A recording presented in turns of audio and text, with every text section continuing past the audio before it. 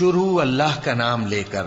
جو بڑا مہربان نہایت رحم والا ہے۔ جب سورج لپیٹ لیا جائے گا اور جب تارے بے نور ہو جائیں گے اور جب پہاڑ چلائے جائیں گے اور جب بیاہنے والی اونٹنیاں یوں ہی چھوڑ دی جائیں گی اور جب وحشی جانور جمع کیے جائیں گے اور جب سمندر آگ ہو جائیں گے اور جب روحیں جسموں سے ملا دی جائیں گی اور جب اس بچی سے جو زندہ دفنا دی گئی ہو پوچھا جائے گا کہ وہ کس گناہ کے سبب قتل کر دی گئی، اور جب اعمال کے دفتر کھولے جائیں گے اور جب آسمان کی کھال کھینچ لی جائے گی اور جب دوزخ کی آگ بھڑکائی جائے گی اور جب بہشت قریب لائی جائے گی،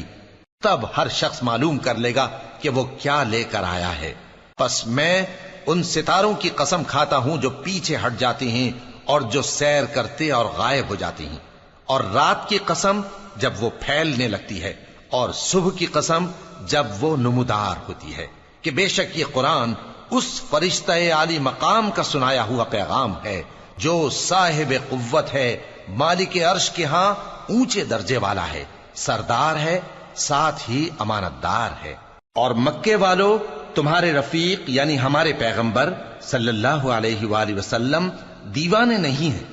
اور بے شک انہوں نے اس فرشتے کو آسمان کے کھلے کنارے پر دیکھا ہے، اور وہ غیب کی باتوں کے ظاہر کرنے میں بخیل نہیں، اور یہ کسی شیطان مردود کا کلام نہیں ہے۔ پھر تم لوگ کدھر جا رہے ہو؟